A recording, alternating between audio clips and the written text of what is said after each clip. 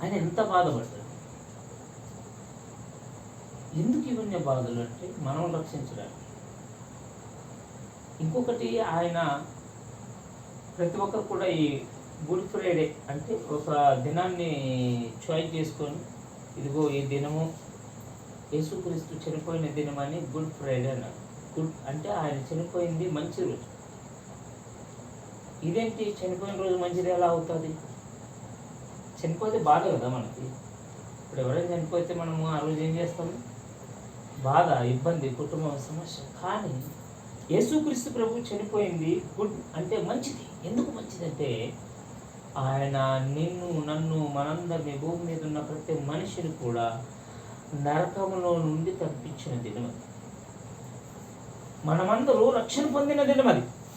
ఆయన చావకపోతే, ఒకవేళ ఆయన కానీ చచ్చి ఉండకపోతే, ఒకవేళ ఆయన రాక ఉండకపోతే మన పరిస్థితి ఏమైంది కదా? చచ్చేసేదని నాకు కనిపిస్తుంది. మార్గం తెలియదు మనకు. శరీరంలో మరణము అందరికీ సాధ్యమే. గ్యారెంటీకి ఇది అందరికి వచ్చేది. ఏదైనా ఉందో మనిషి జీవితంలో గ్యారెంటీ అంటే ఖచ్చితంగా మరణం. ఎప్పుడో ఒకసారి చావాల్సింది. కానీ ఈ మరణాన్ని కూడా సంతోషకరంగా మార్చేశాడు ఆయన. ఈ మరణాన్ని కూడా ఏం చేశాడంటే ఆనందకరంగా మార్చేశాడు. ఎందుకు ఇంత ఆనందము? ఒకసారి చూద్దామండి. యెషయా 53:4 4-5 ప్రవక్త అయిన యెషయా గారు రాస్తూ యెషయా గ్రంథము చూద్దాం. యెషయా గ్రంథం 53:4-5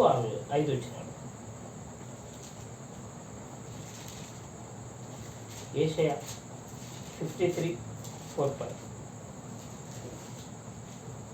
खरोखर आमची व्याधी त्यांनी आपल्यावर घेतली, आमचे क्लेश त्यांनी वाहिले. तरी त्यास ताडण केलेले, देवाने त्यावर प्रहार केलेले व त्याला पिडिलेले असे आम्ही त्याला लेखले. ఏమంటున్నాడు? నిశ్చయముగా అతడు మన రోగములను భరించెను. ఎందుకు సంతోషం? మన రోగాల్లో ఆయన ఎత్తుకున్నారు కాబట్టి మనకు సంతోషం. మన వ్యసనములను వహించును. మనం చేసినటువంటి అతిక్రమమైనటువంటి పాపాలను ఆయన మోసుకున్నాడు కాబట్టి మనకు ఆనందం. ఆయనను మొత్తబడిన వాడుగాను, దేవుని వలన బాధించబడిన వాడుగాను, శ్రమనొందిన వాడుగాను మనం అతన్ని ఎంచితిమి. ఏమంట? ఇవన్నీ దేవుడు అతను పెట్టాడు కాబట్టి చేశాడు. మనదెందుకు ఆయన మోసుకున్నాడు? ఈనాడు చాలామంది మాట్లాడుతున్న మాట ఏంటి? 2000 సంవత్సరాల కింద చనిపోయిన అతని మానేతో రక్తం చిందించాడా? అప్పుడు చిందిస్తే ఇప్పుడు మా పాపాలకే దానికే సంబంధమా అంటారు కొంతమంది. బాబాసాహెబ్ అంబేద్కర్ రాజ్యాంగాన్ని, సంవిధానం రాసినప్పుడు మనం పుట్టామా? మన పేరు అందులో ఉందా? ఈరోజు మనకు అమలు అవుతుందా లేదా? ఇండియా మొత్తం నడుస్తుంది దేనిపైన? సంవిధానం పైన.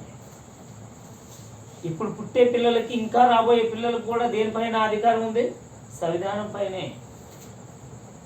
18 ఏళ్ళ లోపల నేను ఓటేస్తాను, నాకు తెలివి వచ్చింది కదా, నన్ను ఎంచుకుని చాయిస్ ఉందంటే ఇస్తారా? 18 ఏళ్ళు దాటితేనే నీకు ఓటకు వస్తుంది. ఎప్పుడు ఎమ్మెల్యేకి నింపడాలి, ఎప్పుడు ఎంపీకి నింపడాలి, ఎప్పుడు ఏ పని చేయాలి, ప్రతిది కూడా ఈ యొక్క ఇండియా కట్టుబాట్లన్నీ కూడా ఎక్కడి నుండి వచ్చినాయి? బాబాసాహెబ్ అంబేద్కర్ రాసినటువంటి రాజ్యాంగం, సంవిధానాన్ని బట్టే. ఏంటి ఆ రోజు మేము పుట్టలేదు మా గురించి? ఎందుకంటే ఈయన రాసిన ఇది నడుస్తున్నప్పుడు ఈ రాజ్యాంగము మరి మనకు నడవదా? అంబేద్కర్ గారు రాసినటువంటి రాజ్యాంగాన్ని చాలామంది సవరణ చేశారు. ఆయన అవకాశం ఇచ్చాడు. కొన్ని మీకు ఇష్టం లేకపోతే వాటిని మార్చుకోవచ్చు. కొన్ని ఆర్టికల్స్ రాస్తూ ఇదిగో కొన్ని కావాలంటే మార్పులు చేసుకోవచ్చని ఆయన మనకి చాయిస్ ఇచ్చేసాడు కాబట్టి చాలా మార్చారు. బైబిల్ అలా కాదు. భూమి ఆకాశము గతించిపోయినా నా మాటలు గతించవు. నేను ఒకసారి రాసి ఉంచానంటే నీవు ఎలాగని కానీ ఈ వాక్యం చెప్పినట్లే బ్రతకాలి. నీకు ఇష్టం ఉన్నా ఇష్టం లేకపోయినా, కష్టం ఉన్నా ఎలాగని కానీ వాక్యం ఎలా చెప్తే అలాగే బ్రతకాలి. లేదు నా ఇష్టం ప్రకారం నేను ఉంటానంటూ అనుకో, ఇది సవరణ చేసేది కాదు. ఇది పరిశుద్ధాత్మ ద్వారా దేవుడు రాయించినటువంటి జీవ గ్రంథము. ఇది యొక్క సంవిధానము, ఇది యొక్క మన రాజ్యాంగం. ప్రపంచ దేశాలన్నిటికి కూడా, ప్రపంచ మనుషులందరికీ కూడా వర్తిస్తుంది. ఎందుకు వర్తిస్తుంది?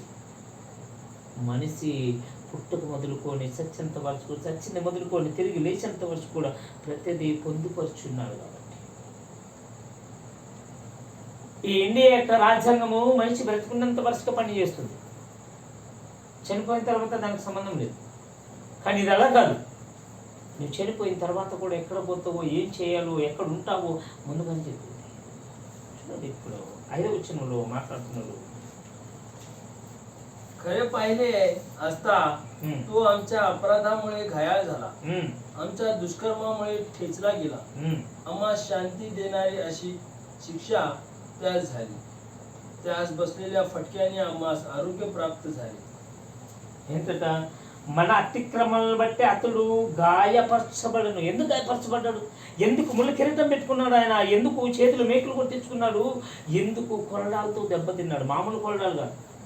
మనం చూసాం సెలవు వేస్తున్నప్పుడు. మన ఎదురుగా ఆ పిల్లగాన్ని వాళ్ళ అబ్బాయితో కొడుతుంటే ఎంత బాధ, ఎంతోమంది ఏడ్చారు. యేసుక్రీస్తు ప్రభువును పుట్టినటువంటి యొక్క కొరడాకి ఏం తెలుసా?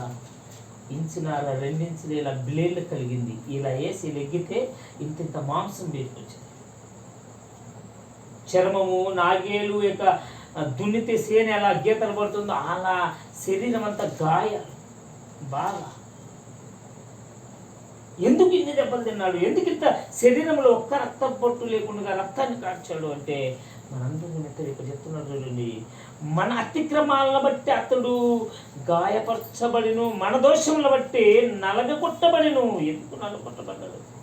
ఆయన ఏమన్నాడు? ఇదిగో నా శరీరాన్ని మీరు తినండి ఒక రొట్టె ముక్కగా ఎందుకు ఇచ్చాడు? నేను ఒక గోధుమ గింజ ఎలాగైతే 2 రాళ్ల మధ్య నలిగి పిండిగా మారుతుందో మీ నిమిత్తము నా శరీరాన్ని అలా నల్లకొట్టి విరగొట్టి మీకు ఇస్తున్నాను. మన సమాధానార్థమైన శిక్ష అతని మీద పడిను. మనం పొందాల్సినటువంటి దెబ్బలు, మనం తినాల్సినటువంటి దెబ్బలు, మనం నరకములు పడాల్సినటువంటి దెబ్బలు ఆయన తీసుకున్నాడు. యాక్చువల్లంటే మనం తినాలి దెబ్బలు. మన సమాధానార్థమైన శిక్ష అతను భరించను. ఎందుకు మనకు సొగసు గురువారం? ఎందుకు ఇంత సంతోషమైంది? ఎందుకు గుడ్ ఫ్రైడే ఈ వారము? ఎందుకు గుడ్ అంటే యేసుక్రీస్తు ప్రభు మనందరి నిమిత్తం మనల్ని రక్షించి తాను చనిపోయాడు.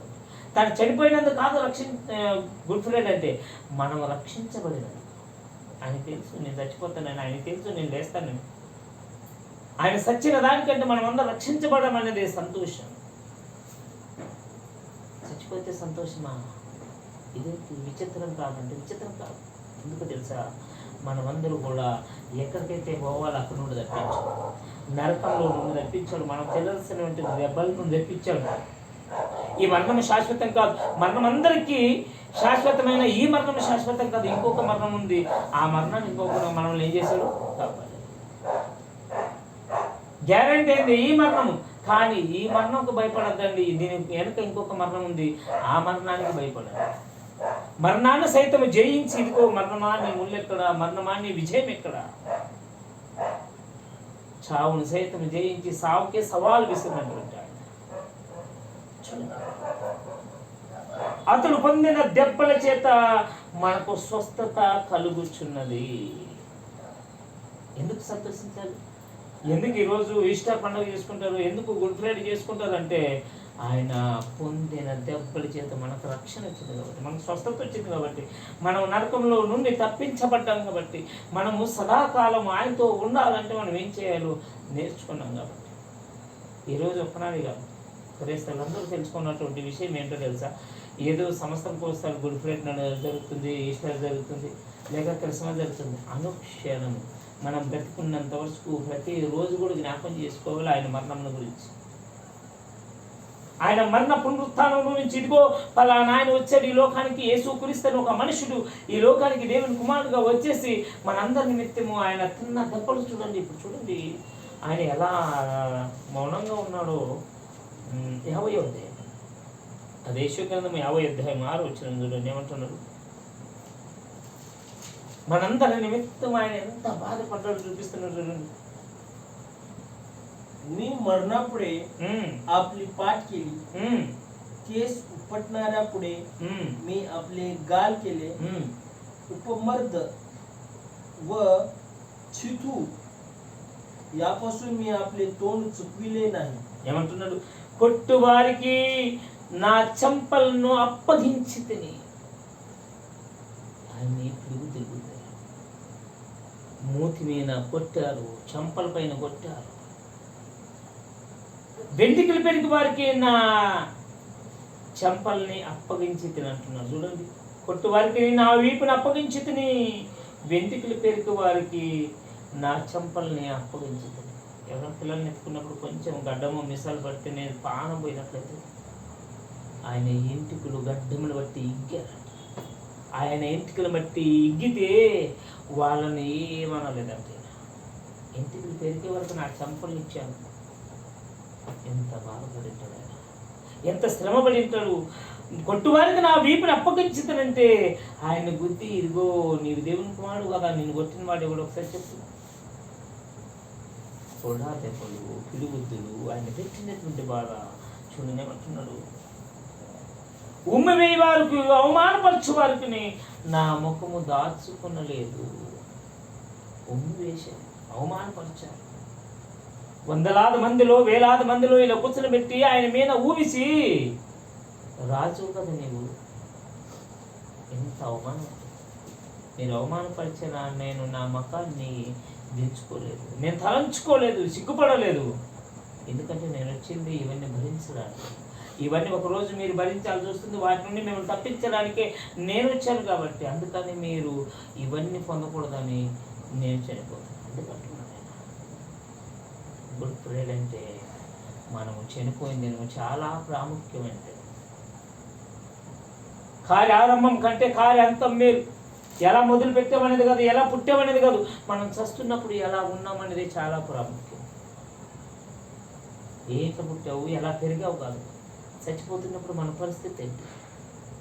నరకని పోతాం. ఆయన మరణమే కాదు సంతోషం మనకి. ప్రసంగ గ్రంథంలో చూడండి ఏమంటున్నాడు, 7వ అధ్యాయం,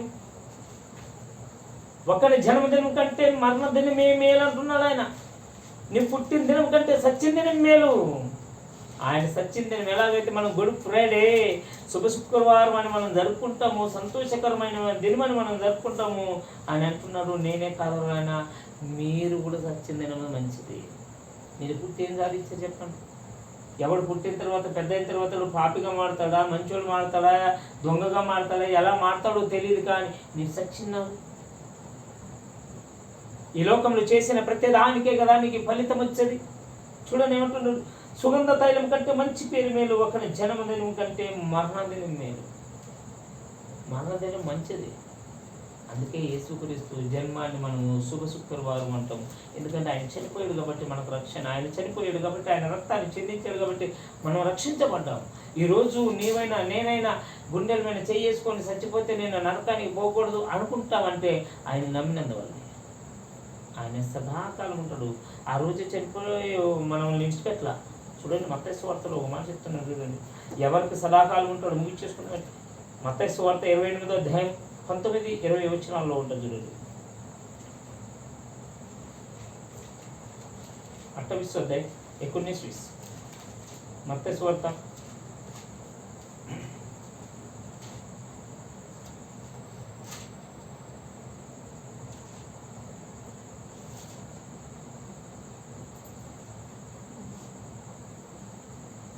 तेव्हा तुम्ही जाऊन सर्व राष्ट्रातील लोकांस शिष्य करा, त्यास पिताच्या, पुत्राच्या व पवित्र आत्म्याच्या नावाने बाप्तिस्मा द्या.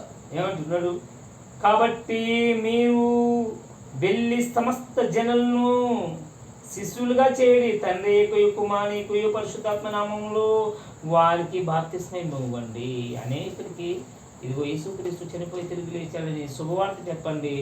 వాళ్ళు ఎవరైనా మారుమనసు పొందితే వాళ్ళకి బాప్తిస్మం ఇవ్వండి అని చెప్పేసి కింద అంటున్నారు చూడండి 20వ వచనంలో. जे काही मी तुम्हाला आज्ञा दिली सर्व त्यास पाळायला शिकवा, आणि पहा युगाच्या समाप्तीपर्यंत मी सर्व दिवस तुमच्या बरोबर आहे. ఏమంటున్నాడు? నేను మీకు ఏ సంగతులను ఆజ్ఞాపించుతున్న వాటినన్నిటినీ గైకొనవలెనని వారికి బోధించుము. ఇదిగో నేను యుగ సమాప్తి వరకు సదాకాలం మీతో కూడా ఉందును. ఎప్పుడంటే ఈ యుగం